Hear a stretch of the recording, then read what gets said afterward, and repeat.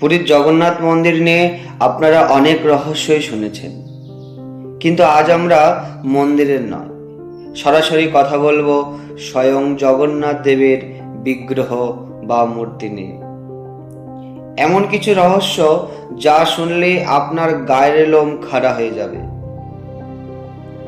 আপনি কি জানেন এই মূর্তির ভেতরে এমন একটা জিনিস আছে যা স্পর্শ করলে বা দেখলে যে কোনো মানুষের মৃত্যু হতে পারে? কেন এই মূর্তি কাঠ দিয়ে তৈরি? কেনই বা এর হাত পা নেই? আজ আমরা এই সব রহস্যের পর্দা তুলব। পাশে থাকুন, আশা করছি ভিডিওটা ভালো লাগবে। প্রতি 12 থেকে 19 বছর পর পর যখন মন্দিরে নবকলেবর অর্থাৎ নতুন শরীর ধারণ হয়, তখন পুরনো মূর্তি থেকে নতুন মূর্তিতে একটি অত্যন্ত গোপন বস্তু স্থানান্তরিত করা হয়। একে বলা হয় ব্রহ্ম পদার্থ। এই স্থানান্তরের রাতে পুরো পুরী শহরের বিদ্যুৎ সংযোগ কেটে দেওয়া হয়, চারিদিকে ঘুটঘুটে অন্ধকার করা হয়। মন্দিরের চারপাশে সেনা বা বিশেষ নিরাপত্তা বাহিনী মোতায়েন থাকে, যাতে কেউ উকিঝুঁকি না দিতে পারে। যে প্রধান পূজারী, যাকে দৈত্যাপতি বলা হয়, তিনি এই কাজটা করেন। কেমন ভাবে জানেন? তার চোখ মোটা কাপড় দিয়ে বেঁধে দেওয়া হয়, তার হাত কাপড়ে বা কোনো একটা গ্লাভসে ঢেকে দেওয়া হয়। কেন এই সতর্কতা?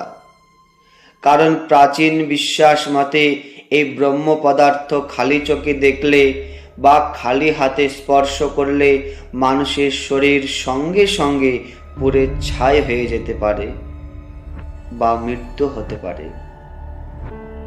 ওই পূজারীরা পরবর্তীকালে জানান, বস্তুটিকে হাত বদল করার সময় মনে হয় যেন কোনো জীবন্ত কিছু বা স্পন্দনশীল কিছু এক শরীর থেকে অন্য শরীরে যাচ্ছে। অনেকে মনে করেন এটি শ্রীকৃষ্ণের অক্ষত হৃৎপিণ্ড, যা সমুদ্রের জলে ভাসিয়ে দেওয়া হয়েছিল।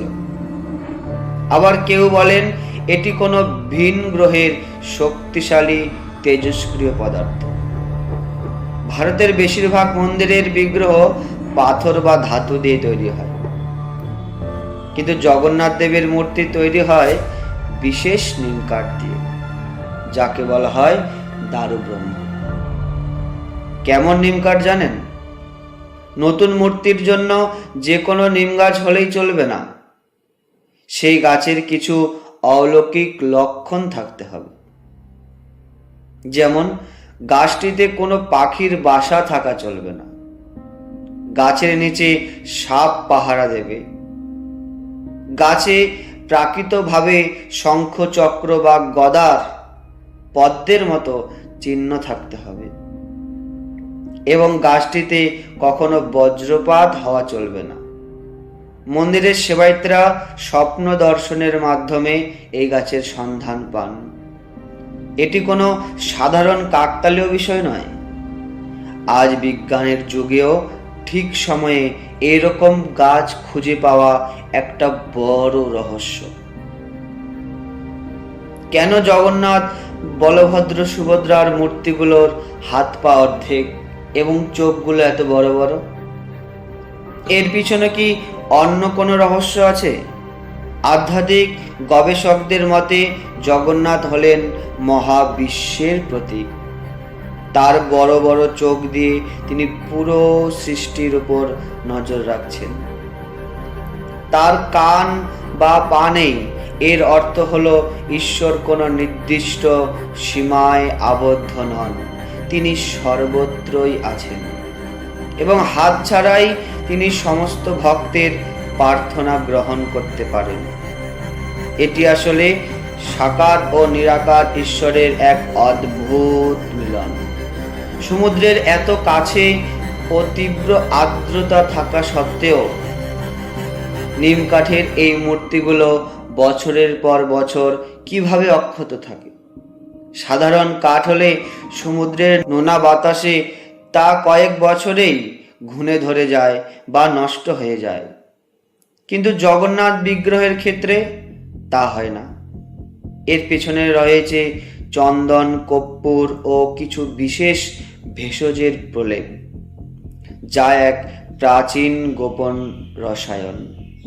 শুধু তাই নয়, অনেক সেবায়িত দাবি করেন যে আবহাওয়া এবং উৎসব ভেদে জগন্নাথ দেবের মুখের অভিব্যক্তিরও পরিবর্তন ঘটে। কখনো তাকে অত্যন্ত গম্ভীর দেখায়, আবার কখনো রথযাত্রার সময় তার মুখে এক অদ্ভুত আনন্দ বা হাসি ফুটে ওঠে, যা সাধারণ কাঠের মূর্তিতে হওয়া অসম্ভব।